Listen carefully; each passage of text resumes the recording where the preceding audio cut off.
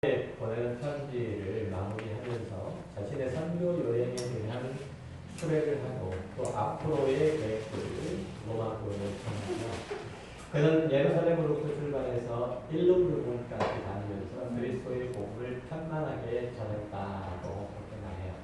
일루르군은 바울이 선교 여행을 했던 가장 서쪽 지역, 지금의 알바니아하고 그 다음에 몬테네그로의 그 접경지대에 있는 곳이죠. 그리고 이제 사도 바울이 로마까지 가기를 원하고 그 로마 교회로부터 선교에 필요한 그 자원들을 지원을 받아서 사바나, 그러니까 스페인까지 갈 계획이라고 말하죠.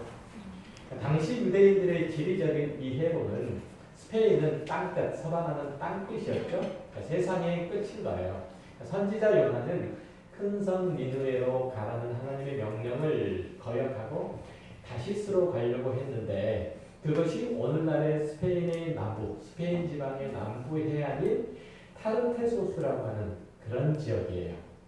그가 하나님께서 그를 찾지 못하도록 세상의 끝까지 도망가려고 다시스로 향하는 배를 탔다는 거죠. 요나가. 재밌잖아요. 오늘날의 이해로 보면 참 어리석죠. 시편 71편 10절에 보면은 이렇게 나와요. 다시스의 섬에 왕들이 조공을 바치며라는 구절이 나오는데 거기에 등장하는 다시스는 특정한 지명이라기보다는 세상의 모든 나라를 의미하는 단기적인 표현. 그러니까 세상의 이 끝과 저 끝을 얘기할 때 이 끝 하면은 다시스라고 생각을 하면 되는 거죠. 또 선지자 이사야도 역시 여호와의 날에 이르면 문 나라와 언어가 다른 민족들에게 하나님의 복음이 선포될 것이라고 예언을 하는데 거기에 등장하는 그 예언 말씀에도 다시스라는 지명이 나오죠. 그러니까 세상의 끝까지 하나님의 복음이 선포될 거다라고 선지자 이사야가 예언을 한 거예요. 아무튼 사도 바울이 이 사바나 스페인으로 가려고 했다는 것 이유는 뭐냐면 그곳을 자신의 선교 사역의 최종의 목적지로 삼았기 때문이에요. 그가 세상의 끝까지 가고자 원했다는 거죠. 주의 복음을 들고. 그래서 부활하신 예수님 그리스도께서 사도행전 1장 8절에 보면 오직 성령이 너희에게 임하시면 너희가 권능을 받고 예루살렘과 온 유대와 사마리아와 땅끝까지 이르러 내 증인이 되리라. 이렇게 하시는 말씀에 순종하고자 하는 그런 마음으로 지금 사도 바울은 어디까지요? 땅끝까지, 사바나까지 가고자 했을 거예요. 자, 그런데 사도 바울은 이 선교 사역을 진행하는 데 있어서 로마 교회에 도움을 받고자 하는 거죠. 그 이유가 뭘까요? 그것은 여태까지의 사도 바울의 사역이 오직 하나님의 능력과 은혜로 이루어지는 거고 그로 인해서 이방인들에게 그리스도의 복음이 증거되었다는 사실을 드러내고자 했던 거예요. 좀 아이러니하죠? 사도 바울이 로마 교회에 선교 헌금을 받아서 그것을 가지고 사바나로 가고자 했는데 그것들을 통해서 자신의 선교 사역이 모두 다 하나님의 은혜요 능력으로부터 비롯되는 것이고 그걸로 비결될 것이다 라는 사실들을 드러내고 싶어 했다는 거예요. 자, 오늘 이제 본문 18절에서 보면 그리스도께서 이방인들을 순종하게 하기 위해서 나를 통하여 역사하신 것 외에는 내가 감히 말하지 아니하노라 라고 하는 이 고백이 사도 바울의 마음에 어떤 것이 있었는지 충분히 말해주죠. 조금 자세히 말하면 로마 교회는 사도 바울이 개척한 교회가 아니에요. 한 번도 가본 적이 없어요. 그런데도 바울이 자신에 대해서 호의적인 마음이 별로 없을 것 같은 그런 이들을 통해서 선교 후원을 받아서 그 사역, 사바나로 가는 사역을 진행함으로써 그 모든 환경과 여건과 선교에 기반이 되는 모든 것들이 하나님으로부터 온 것이라는 사실을 드러내고자 했다는 거예요. 그러니까 자신은 자신의 친분을 이용해서 자신의 권위를 이용해서 선교 사역을 진행하지 않겠다는 거죠. 이해되셨어요? 자, 사도 바울이 자신의 충성이나 자신의 헌신으로 인해서 그의 사역에 숱한 열매들을 맺었다고 말하지 않고 오직 그리스도께서 세계 곳곳에 있는 이방인들에게 복음을 전하게 하시기 위해서 자신을 부르셨고 또 그렇게 사용하셨다고 그렇게 말해요. 그것은 때로는 표적과 기사와 능력으로, 때로는 환난과 궁핍과 위험으로 이 모든 일들을 이루셨다고 얘기를 하죠. 사도 바울이 그러한 선교 사역의 그런 도구들로 사용되었다고 지적하는 그런 것들이 지적했다고 하는 이루어졌다고 하는 이유는 뭐냐면 표적과 기사와 능력이 자신에게서 있었다는 것이 아니고 하나님께서 주신 거고 환난과 위험과 공핍 이런 것들도 하나님이 복음을 전거하시는 데 있어서 방해가 되지 않도록 하신 그분의 손길임을 말하고 싶었기 때문이에요. 그러니까 그가 가지고 있는 그가 행했던 그 모든 표적, 기사 그리고 다른 모든 것들도 눈에 띌만한 어떤 것들도 하나님께서 주신 것이며 자신이 겪고 있는 모든 환난과 공핍과 위험 그 모든 것들도 하나님께서 주셨는데 그 어떤 것이라도 자신이 하나님께로부터 부여받은 예수 그리스도로부터 부여받은 복음의 사명자로서의 그 역할들을 감당하는데 전혀 방해가 되지 않았다. 전혀 어떤 직접적인 면에서 전혀 손해가 되지 않았다라고 하는 것을 말하고 싶었다는 얘기죠. 우리는 흔히 자기 선택과 결단이 구원의 고백이 구원이나 신앙의 고백이나 그리고 죽게 대한 헌신에 어떤 결정적인 영향을 미쳤다고 생각하는 경향들이 있어요. 그러니까 우리가 주의 복음을 공감했다거나 아니면 이해했기 때문에 그 구원이 일어났거나 아니면 신앙에 대한 열정이 있었기 때문에 이 말은 교회에 대한 죽게 대한 헌신이 있다고 그렇게 여긴다는 거죠. 또 하나님께서도 우리에게 구원의 도리를 설명하시고 그것을 이해할 수 있는 받아들일 수 있는 사람들을 구원하신다고 생각을 해요. 그렇죠? 그러니까 우리는 구원의 문제도 그렇고 우리의 신앙의 문제도 그렇고 우리가 어떤 헌신을 하는 모든 문제에 있어서 우리의 결심이 필요하다는 거죠. 우리의 노력이 필요하다는 거고 우리의 헌신이 필요하다는 거예요. 이런 것들은 모두 우리의 선택과 결정의 문제로 좌우될 수 있다고 그렇게 보는 거예요.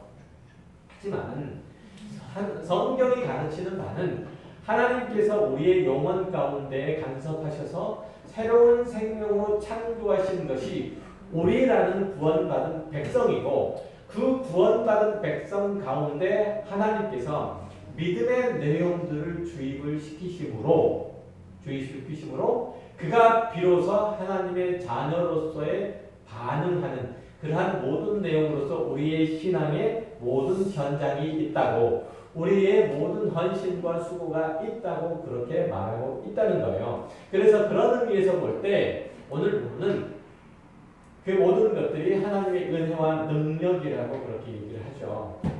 사도 바울은 그가 선교 사역을 진행해 가면서 여러 가지 어려움들과 시련들을 겪었지만 그 모든 것에도 불구하고 자신이 주의 복음을 증거하는데 드러내는데 열심을 냈고 거기에 하나도 게으름이 없이 그 모든 것들을 잘 감당을 했는데 그것이 자신의 선택의 문제, 자신의 결단의 문제가 아니고 하나님의 은혜와 하나님의 능력이라고 말하고 있다는 거예요.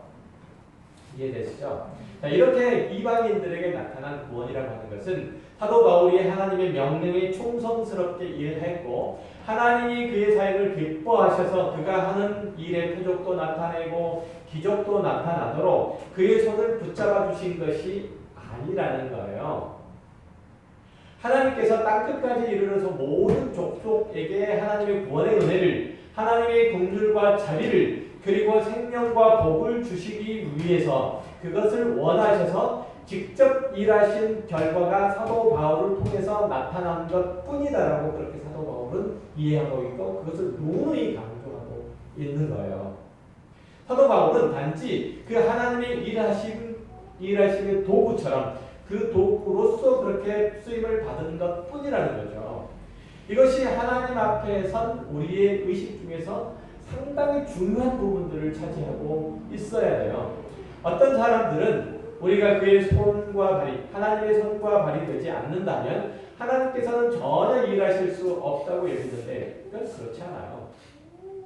하나님은 당신을 위대하시고 영광스러운 일들에 우리를 초대하셔서 그 일의 기쁨과 만족을 함께 하시기를 원하시기 때문에 우리를 그분의 사역에 동참시키시는 것 뿐이에요.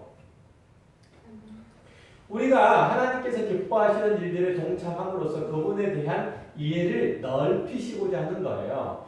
그분에 대한 사랑을 넓히게 하시고자 하는 거죠. 그런 의미에서 본다면 우리의 믿음은 막연한 자기 확신이나 개념, 머릿속에 있는 개념, 상상이 아니라 하나님께서 예수 그리스도 안에 있는 성도를 새롭게 창조하시는 부활 생명의 실제적인 활동이에요. 어렵죠? 얘기.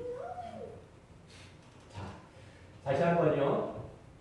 믿음이라고 하는, 우리의 믿음이라고 하는 것은 막연한 자기 확신, 또 어떤 머릿속에 정리되지 않는 어떤 개념이 아니고 하나님께서 예수 그리스도를 통해서 예수 그리스도 안에 있는 그 성도들을 새롭게 창조하시는 부활 생명의 활동이라는 얘기예요.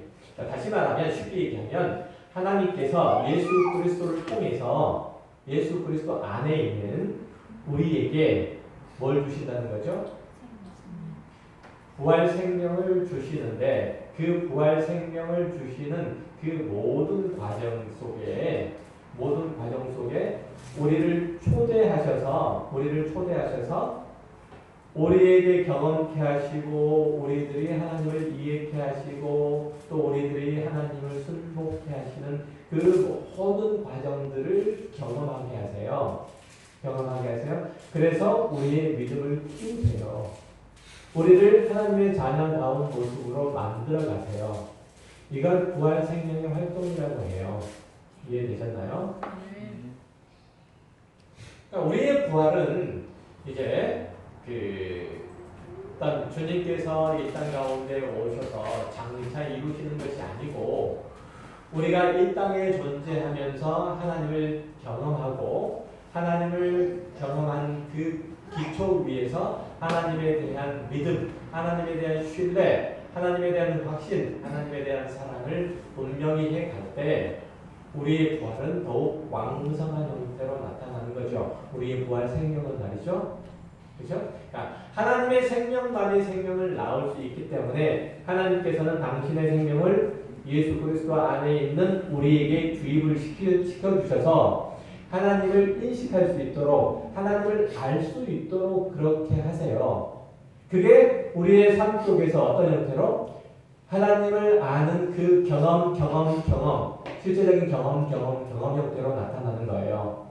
그래서 하나님에 대한 전반적인 이해, 신뢰를 더 깊게 하는 거죠. 여러분이 하나님께 대하여 경험했던 모든 것들, 하나님께서 내가 이렇게 기도를 했더니 이런 기도를 응답을 해주셨다. 하나님께서 나에게 이러한 삶의 과정들을 겪어오게 하셔서 그 모든 삶의 과정들을 통해서 하나님께 대한 믿음, 신뢰를 더하게 하셨다. 이게 하나님께서 예수 그리스도 안에서 나에게 행하시는 생명 활동이시라는 얘기예요. 이해되셨나요? 명절에 좀 편안하고 쉽게 이렇게 설명을 해줘야 되는데 그렇지 못해서 죄송한데요. 어쨌든 이런 얘기까지 굳이 해야 되는 것은 이러한 일들이 우리의 신앙을 밝게 하기 때문에 그래요. 우리의 신앙을 굳세게 하기 때문에 그렇고 어떤 시련과 또 어려움들 속에서도 우리로 하여금 하나님의 은혜 가운데로 머물게 하기 때문에 그래요. 하나님은 이 정도 분이셔라고 제가 계속 누누이 말씀을 드리는 것은 그런 하나님께서 너희와 함께 하시니 너는 다른 데 가서 너의 살 궁리를 하지 말고 하나님께 붙어 있으라. 이런 말씀을 하고 싶은 거예요. 자, 어쨌든 인간이라는 존재는 인간이라는 존재는 기독교 진리의 내용을 듣고 결코 스스로 수용하고 결단하지 못해요. 우리의 부활은 장차 주님께서 오실 때에나 있는 것이 아니라 이미 이루어진 것을 고려할 때 이미 우리는 부활한 존재예요? 아닌가요? 우리는 새 생명이잖아요. 예수 그리스도 안에 새롭게 난자들, 새롭게 태어난 자, 새 사람. 그러니까 부활한 사람이 다시 말하면 거꾸로 얘기하면 부활 그래서 우리는 늘 주님께서 다시 오시면 우리의 죽은 몸이 다시 일어나는 것만 부활이라고 생각하는 그렇지 않아요. 그렇지 않아요. 그건 아주 작은 부분이에요. 부활이라고 하는 부분에. 그러니까 하나님께서 이렇게 우리 안에 주어진 이 부활한 생명 이것은 하나님의 새 창조 사역의 결과라는 얘기죠. 우리라고 하는 존재가 하나님의 자녀로 출생했기 때문에 비로소 우리에게 있는 하나님의 생명이 진리에 대해서 반응할 수 있는 거예요. 나아가서 하나님의 의, 하나님의 거룩을 향해서 앞으로 전진할 수도 있는 거예요. 고린도후서 10장 13절 이하에는 그 사실들을 확인할 수 있는 내용들이 나와요. 그러나 우리는 분수 이상의 자랑을 하지 않고 오직 하나님이 우리에게 나누어 주신 그 범위의 한계를 따라 하노니 곧 너희에게까지 이른 것이라. 우리가 너희에게 미치지 못할 자로서 스스로 지나쳐 나아가는 것이 아니요 그리스도의 복음으로 너희에게까지 이른 것이라. 우리는 남의 수고를 가지고 분수 이상의 자랑을 하는 것이 아니라 오직 너희의 믿음이 자랄수록 우리의 규범을 따라 너희 가운데서 더욱 풍성하여지기를 바라노라. 이는 남의 규범으로 이루어놓은 곳으로 자랑하지 아니하고 너희 지역을 넘어 복음을 전하려 합니다. 사도 바울은 자신이 고린도 교회를 비롯해서 로마 제국 내에 흩어져 있는 성도들에게 복음을 전하는 것은 그가 글을 쓰고 열심을 내가지고 자신의 능력을 발휘해서 된 것이 아니라고 얘기하는 거죠. 즉 다시 말하면 그가 복음 전도자로서 그의 사역을 목숨을 다하기까지 충성스럽게 감당을 했고 그 모든 능력과 힘과 지식을 총동원했기 때문에 교회가 세워지고 수많은 성도가 구원을 얻은 것이 아니라고 재차 강조하고 있는 거예요. 이건 절대적으로 겨냥의 표현이 아니에요. 물론 그가 최선을 다해서 그의 사역을 한 것은 사실이지만 사도 바울이 있었기 때문에 고린도 교회가 탄생하는 것이 아니라 하나님께서 고린도 교회를 만들기를 원하셔서 바울을 거기에 이끄셨고 더 나아가서 소아시아와 로마 지역으로 그 지경을 넓히신 거예요. 하나님께서 로마 교회를 사도 바울로 하여금 개척하도록 하지 않으셨잖아요. 그렇죠? 그것으로도 봐도 충분히 알 수 있는 거죠. 그러니까 이 사실이 우리 그리스도인의 존재와 신앙의 기초가 되어야 할 필요가 있는 거죠. 지금 내 존재, 내 운명이 단지 우리의 적극적인 반응 혹은 열성 어린 행동으로만 결정되는 것이 아니고 하나님의 능력과 사랑과 헌신이라는 하나님의 헌신, 우리를 향한 헌신이라는 어떤 적극적인 요소 그리고 그러한 큰 힘들이 작용한다는 것이 성경의 가르침이라는 얘기죠. 고린도 교회는 풍성한 성령의 은사를 가지고 있는 교회이잖아요. 그런데 그 문제로 또 서로 갈등을 빚고 분쟁하는 등의 논사를 알았던 교회예요.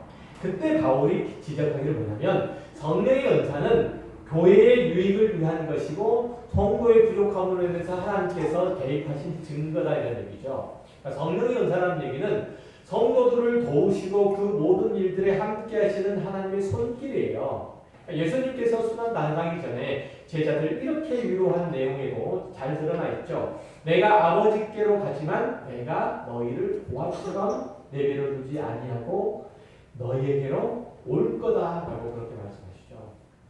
이 약속대로 누가 오셨죠? 성령께서 오셨어요. 그리고 그가 우리들에게 믿음을 주셨고 우리를 천국까지 견인해 주세요. 하나님께서 새 창조의 사역으로 인해서 우리를 거듭나게 하셨고 당신의 능력으로 우리를 그리스도인답게 세워 가시는 일들을 하세요.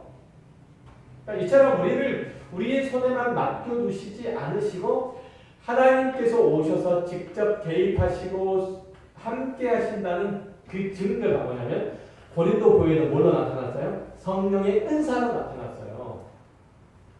이해되셨나요?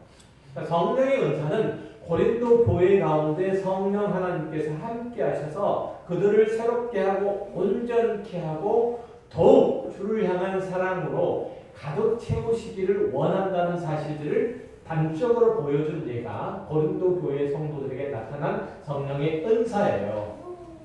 이처럼 하나님께서는 우리를 딱 구원만 해놓으시고 우리를 그 자녀성한 상하놓기만 하시고 나머지 것들은 다 우리들에게 하도록 내버려 주신 것이 아니고 하나님의 자녀로서 성장하고 완성이 되도록 하나님께서 직접 개입하신 증거가 성령의 은사예요. 또한 우리 스스로는 하나님의 구원들을 지켜낼 수 있는 힘들이 없으심을 확인시키는 것이 또한 성령의 은사예요. 성령의 은사는 성경에 나타나 있는 것보다 훨씬 더 많잖아요. 하나님께서 우리들에게 주신 모든 우리가 하나님의 자녀로서 할 수 있는 모든 영적인 활동, 이게 성령의 은사예요. 그러니까 우리가 기도할 수 있는 것, 이건 뭐로 비롯된 거예요? 성령의 은사예요. 우리가 하나님께 대하여 감사할 수 있는 영적인 깨어짐, 이게 뭐예요? 성령의 은사예요. 은사로 말미암아 만들어진 거예요. 하나님께서 우리를 하나님의 자녀로 구원만 해놓지 않으시고 우리를 그 자녀로 성숙한 모습으로 성장시키시기 위한 하나님의 직접적인 개입이 성령의 은사라는 얘기예요. 성령의 은사로서뿐만 아니라 하나님께서 여러분의 삶 가운데 구체적으로 드러나 있는 모든 삶의 형편들, 이것들도 하나님께서 우리를 하나님의 자녀로 인도하고 이끌어 가시고 키워 가시는 모든 환경과 조건으로서 주어진 거예요. 그래서 우리들에게 주어진 모든 삶을 통해서 뭘 하는 거예요? 하나님의 자녀로서 커가는 거예요. 하나님께 대한 믿음을 더해가는 거죠. 하나님께 대한 사랑을 배워가는 거예요. 하나님께서 이렇게 나를 사랑하시며 나를 온전케 하시기를 원하며 하나님의 의와 거룩으로 나를 채워가시기를 기뻐하시는구나 라고 하는 것을 내 삶의 전체를 통해서 경험케 하시는 거예요. 그러니까 여러분들이 여러분의 힘으로 얻어냈다고 생각하는 그 모든 삶의 조건과 환경들은 여러분들이 얻어낸 게 아니고 하나님께서 주신 거예요. 하나님께서 주신 거예요. 여러분들이 설령 어렵고 힘든 조건이 있다 할지라도 그 조건마저도 말이죠. 무엇을 위해서? 하나님의 자녀로서 여러분을 온전케 하시기 위해서. 그러니까 그래서 우리는 모두가 은사를 사모하고 하나님의 간성을 바라고 순종해야 될 거고 서로의 연약함에 대해서 비판하고 그리고 나무랄 게 아니고 용서하고 기다려주고 사랑을 해야 되는 거죠. 그래서 성령의 은사를 다루는 과정에서 고린도전서 13장에서 사랑을 얘기를 하고 있는 거예요. 고린도전서 12장과 14장은 성령의 은사를 얘기하죠. 13장은 사랑을 얘기를 하는 거예요. 하나님께서 우리를 이렇게 사랑하셨다는 거예요. 이렇게. 성령의 은사를 주셔서 너희들을 사랑하셨다는 거예요. 그래서 그 사랑 따라 행하라는 거거든요.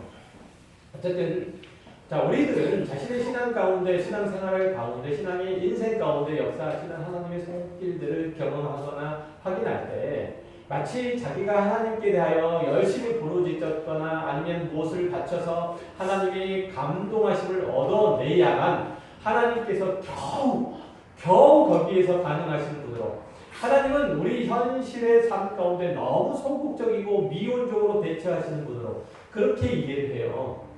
그래서 우리가 하나님께 기도할 때에 빈손으로 가기보다는 단돈 10,000원이라도 손에 들고 가야 하나님께서 우리의 간구를 들으신다고 그렇게 여기죠.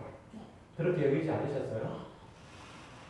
새벽마다 기도할 때 10,000원짜리 한 장이라도 봉투에 넣어가지고 가서 하나님을 해야 하나님께서 내 기도를 들으시고 그렇게 생각을 하잖아요. 절대 그렇지 않다는 거예요. 여러분이 무엇을 하나님께 드리면 되겠어요? 여러분의 돈 10,000원짜리가 이게 하나님께 이게 종이 쪽지, 그건 아무것도 아니잖아요. 네?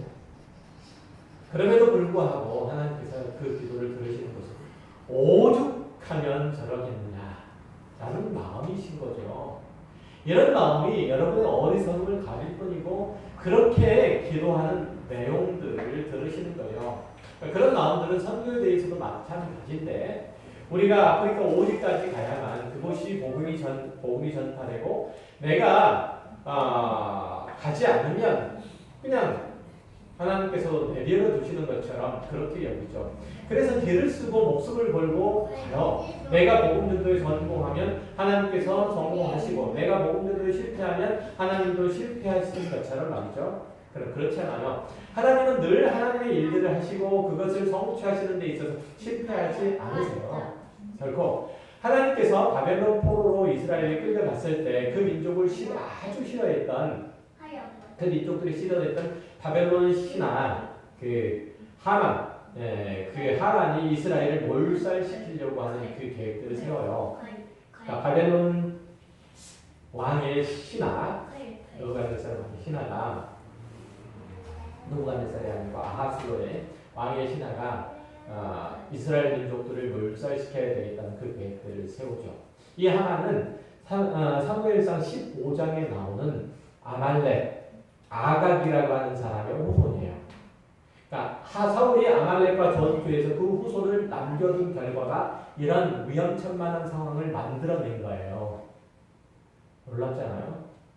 그러니까 제거할 것은 반드시 제거하는 게 좋아요. 저나 여러분이나 하나님께서 제거하라고 너의 마음 가운데 생활 가운데 제거하라고 하는 것들은 제거하시는 게 좋아요. 어쨌든 연합이고요. 하여튼 유대인 모르드게는 당시 바벨론 아하스의 왕비였던 에스더를 찾아가가지고 그런 상황들을 말해요. 이런 비급한 상황 가운데서 이 민족을 구원하시려고 하나님께서 너를 바벨론의 왕비로 삼은 거 아니겠냐. 너는 왕에게 하만의 악한 계략들을 잘 말해서 이 민족을 구원해라. 그러나 네가 그 일들을 거절한다고 해서 하나님께서 이 민족을 그냥 내버려둬서 죽게는 만드시지 않을 거다.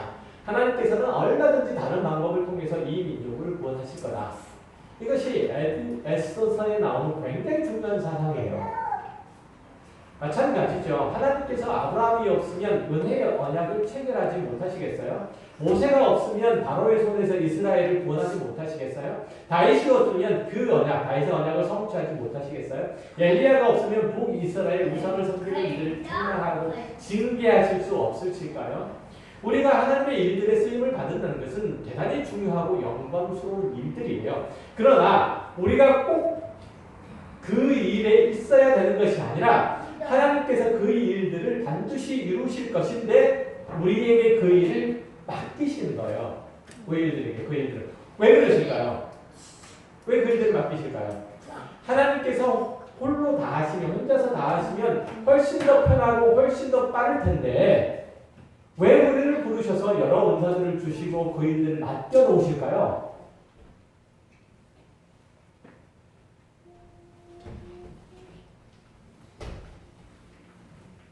계시죠? 자, 이제는 우리가 과거에 하던 습관과 방식 그리고 과거의 세상에 속했던 우리가 꿈꾸던 계획과 그 추구하던 목표 그대로 살지 않게 하시기 위해서요. 이전에는 내가 하나님을 위해서 살지 않고 내 자신, 내 육신, 내 몸뚱아리 하나를 위해서 살았다면 이제 하나님을 위해서 살게, 하나님의 영광을 위해서 살게, 하나님의 그 부르심의 목적에 합당하게 살게 하시는 하나님의 신실하신 우리를 향한 사랑의 결과예요.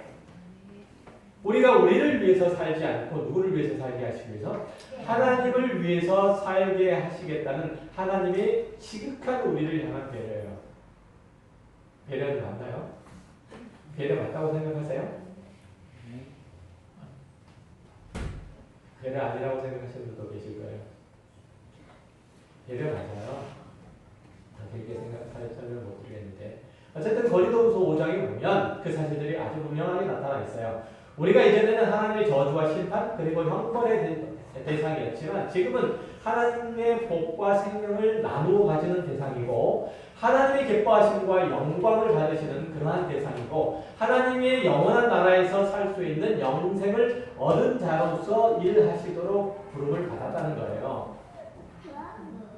쉽게 말하면 이전에 우리가 할 수 있는 일들은 뭐였냐면 로마서 1장 28절 이하가 말하는 것처럼 모든 불의와 추악과 탐욕과 악의와 살인과 분쟁과 사기 이런 것들만 할 수 있는 행할 수 있는 우리를 하나님께서 건져내서 하나님의 의와 진리와 거룩하심을 입은 새 사람으로 지으심을 받았기 때문에 거기에 합당한 일들을 우리들에게 맡겨주신 것들이 바로 우리가 지금 감당하고 있는 그리스도인을 감당하고 있는 모든 일들이라 이런 얘기예요. 하나님께서는 우리와 화목하기를 기뻐하셔서 그 아들을 대속 제물로 내어주셨어요. 또한 그 대가를 치르실 만큼 합당한 목표를 가지고 우리를 새롭게 해나가시죠. 이전에 우리는 오직 자신만을 위해서 자신의 앞길, 자신의 미래 이런 것들에 방해가 되는 모든 것들을 다 짓밟고 제거했던 자신의 육체대로만 살았던 자들이었잖아요. 그렇죠? 그러니까 그런 우리를 하나님을 본받는 자로, 하나님을 아버지라고 부르는 자로 바꿔놓으셨다는 거예요. 내가 성공하고 내가 승리하기 위해서 경쟁자를 짓밟고 그 시체를 딛고 서서 승리를 외치는 그런 세상의 삶이 아니고 하나님 앞에 범죄한 자를 그 행위대로 꾸짖지 아니하시고 구원하시길 기뻐하시는 하나님의 은혜로 살아가도록 하는, 하나님의 영광을 위해서 살아가도록 하는 그런 자로 우리의 성품을 바꿔놓으셨다는 거예요. 우리가 하나님의 자녀가 아니었다면 우리가 할 수 있는 일들은 뭐예요? 고작 우리와 우리 가족을 위해서 할 수 있는 것 외에 아무것도 없어요. 내가 이 세상에서 필요한 것들을, 자원들을 열심히 예를 써서 취하고 그리고 그것을 가지고 먹고 마시고 그리고 주워가는 것, 그것이 끝이에요.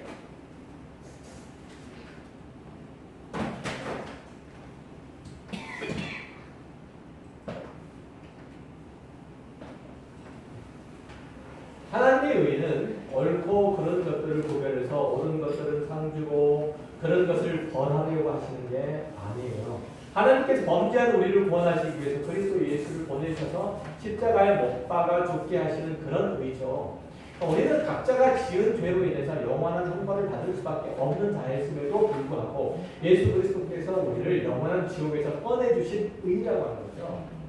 그러니까 하나님께서 당신의 의를 여러분에게 나타내신다는 것은 단지 하나님이 나에게 잘해주셨으니 당연히 보답해야 되지 않는가?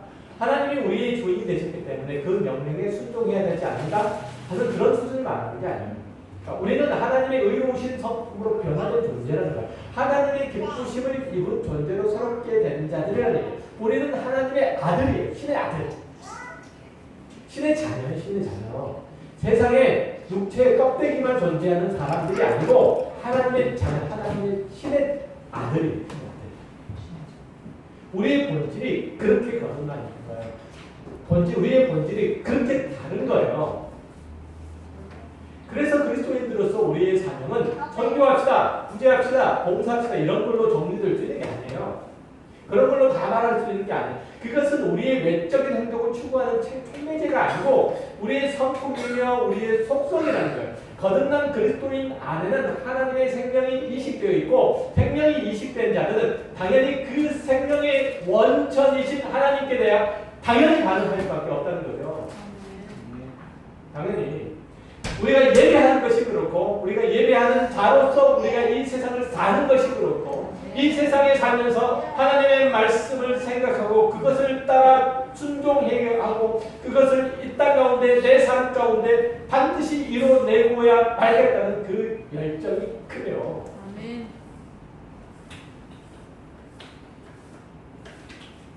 그래서 생명은 반드시 열매로 나타나야 되죠. 그게 뭐라고요? 성령의 열매라고 그랬잖아요. 지난 시간에. 사랑과 희락과 화평과 오래 참음과 자비와 양선과 충성과 오히려 절제 이 같은 것을 막을 방법이 없는 거예요. 우리 안에 있는 왜? 하나님의 생명이 우리 안에 있기 때문에 여러분이 하나님을 위해서 무엇을 할까 그런 고민을 하지 말라는 거예요. 그것은 솔직히 자기 만족과 자기 기쁨을 위한 행위로 자기를 속이는 것에 불과해요. 자신을. 사도 바울이 본문 17절에서 말하는 것을 다시 한번 들어볼게요. 그러므로 내가 그리스도 예수 안에서 하나님의 일에 대하여 자랑하는 것이 있거니와 바울이 자랑하는 바는 오직 하나님께서 행하신 일들을 자랑하는 거예요. 내가 한 일들을 자랑하는 게 아니고 하나님께서 자기 안에서 행하신 일들을 자랑하는 거예요. 그가 궁핍과 그리고 환난과 모든 여러 가지 위험들을 그가 자랑할 수 있는 것. 하나님이 그 순간에 함께 계셨다는 거예요. 그리고 자신을 지켜보고 계셨고 자신을 보호해 주셨다는 게 아니고 그 환난과 위협들 속에서도 자신이 하나님을 드러낼 수 있도록 계셨다는 거예요. 그게 그 자체가 굉장히 다른 생각이에요. 우리가 가지고 있는 것과는. 그는 내가 여기까지 온 것과 하나님의 일들을 감당할 수 있었다는 것은 나의 충성과 노력으로 이루어진 것이 아니다. 하나님의 능력과 하나님의 신실하심과 하나님의 자비하심으로 여기까지 온 거다. 이렇게 너희 이방인과 유대인들을 사랑하심을 보느냐 이렇게 얘기하는 거예요. 그러니까 너희 이방인들, 유대인들을 사랑하시는 것이 뭘로 나타나는 거예요? 하나님께서 나를 이러한 상황 가운데 모든 것들을 다 극복하고 너희에게 오게 한 것들을 통해서 충분히 드러나지 않느냐 이렇게 얘기하는 거예요. 그러니까 자신이 겪은 모든 일들을 뭘로 드러내는 거예요? 하나님께서 이방인들과 유대인들을 사랑한 그 구체적인 증거로 드러내고 있는 거예요. 증거로. 제가 이 자리에 서서 떠드는 것도 모르는 거예요. 그런 거죠.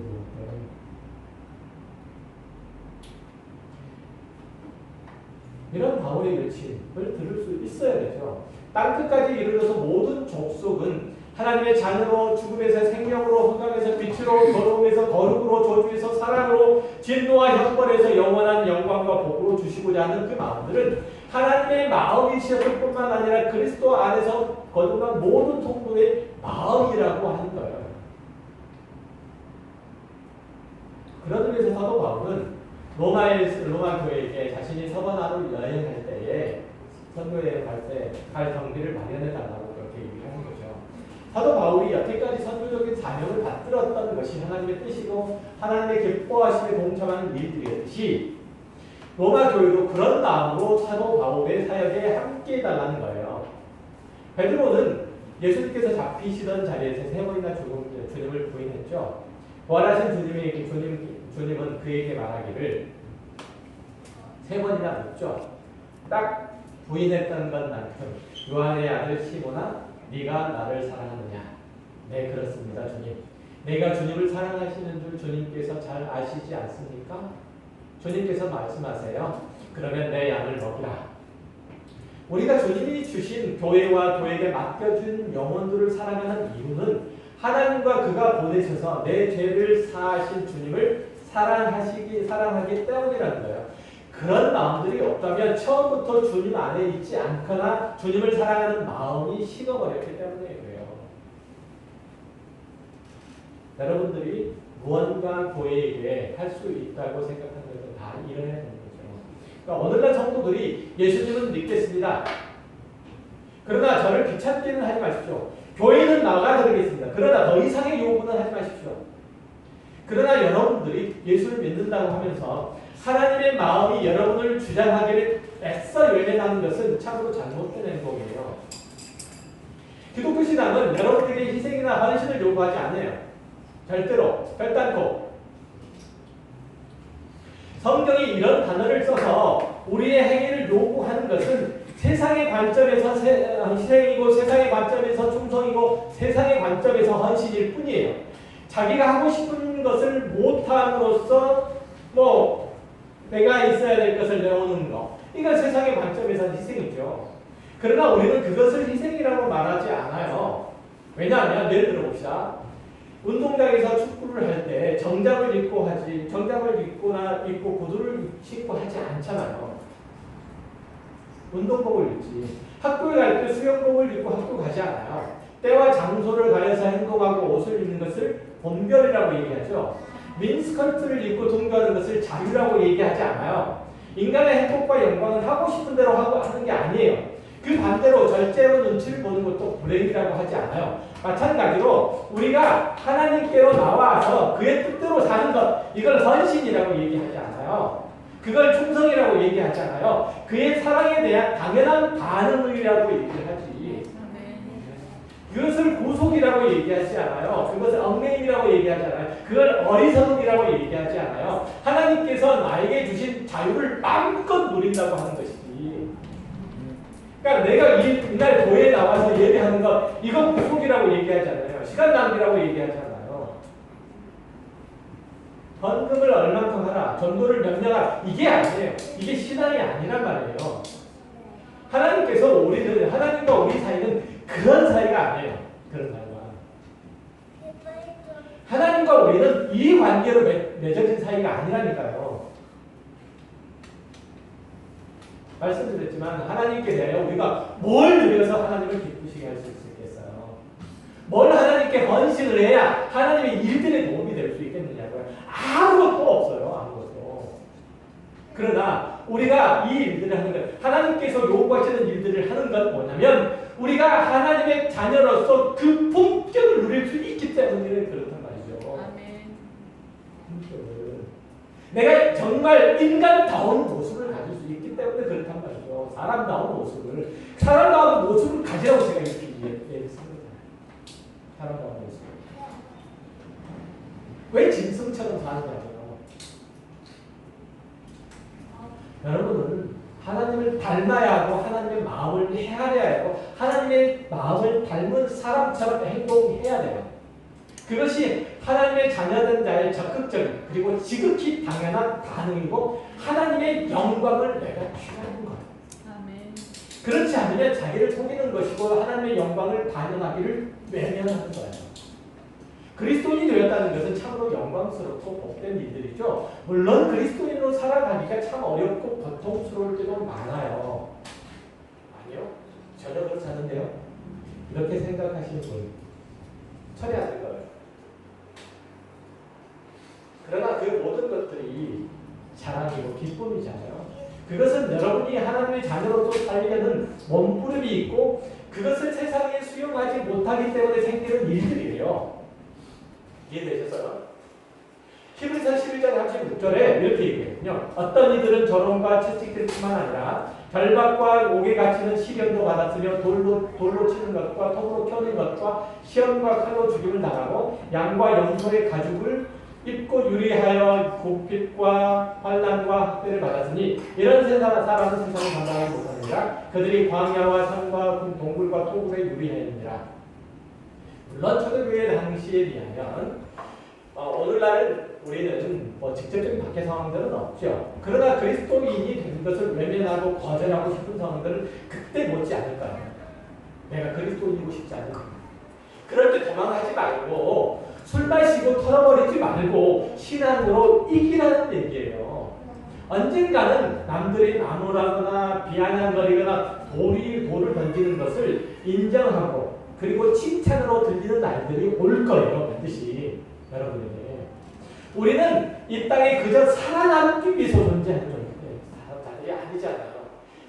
여러분 하나님께서 여러분을 땅끝까지 모든 족속에게 하나님의 사람으로 신의 아들로 하나님의 형상으로 보내고 있단 말이죠. 이 세상에서 그들이 칼을 들고 힘을 쓰고 있는 것처럼 보이지만 사실은 그 능력은 우리들에게 있어요. 그들에게 있는 거죠. 그들이 우리의 운명을 좌우할 수 있지 않다니까요. 세상이 우리의 앞길을 막거나 장애할 수 있을지 모르지만 그들이 우리의 결국을 붙잡고 흔들 수 있진 않아요. 우리의 운명은 하나님께 맡기는 거예요. 우리는 살아가는 가운데 여러 가지 위기에 처하죠. 세상이 우리를 삼키려는 것 같고 세상이 그리스도인으로서 우리의 처지와 세상에서 살아가는 우리의 그리스도인 처지와 신분이 너무 초라하고 보잘것없어 보일 수도 있어요. 하나님이 당신의 은혜와 능력의 도구로 그렇게 보내신 거예요. 사실은 세상이 여러분을 거룩하고 핍박하고 무시하는 것은 누구를? 여러분이 아니고 예수 그리스도를 핍박하고 무시하고 거룩하는 거예요. 사도 바울이 회심하지 않았을 때 다메섹 도상에서 여자들께서 나와서 그 말씀하시잖아요. 사울아 네가 왜 나를 핍박하느냐 라고. 누구를 핍박한다고요? 예수님을 핍박한다고. 사실 누구를 핍박했는데 예수를 믿는 자를 핍박했는데 예수님은 그걸 나를 핍박하는 거라고 얘기했어요. 세상이 나를 조롱하고 나를 핍박하는 건 나를 핍박하는 게 아니고 예수 그리스도를 그렇게 하는 거예요.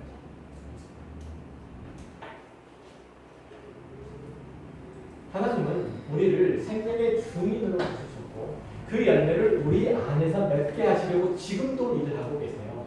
그 하나님의 마음에 동참하시길 바라고 그 하나님의 일하심에 따르는 것이 복음의 제사장 된 자의 당연한 직분이에요. 그리스도인으로서 여러분은 생애를 용기 있게 사셔야 돼요. 세상을 두려워할 필요가 없어요. 여러분이 자신의 처지가 세상의 시각으로 볼 때 정말 초라하고 힘이 없는 것 같다고 겁내지 말라는 거죠. 성경에 등장하는 모든 하나님의 사람들에게 하나님께서 늘 함께 하셨다는 것처럼 여러분의 삶 속에서 생명의 일꾼으로 여러분을 부르시고 그 가운데 역사하고 계시다는 사실을 아시고 그 하나님의 일하심을 뒤따라서 어느 순간 어느 자리에서도 여러분의 그 부르심, 하나님의 자녀로서의 부르심을 외면하지 마시고 잘 감당하시는 저와 여러분이 되시기를 주의 이름으로 축원합니다. 기도하겠습니다. 하나님 아버지 감사합니다.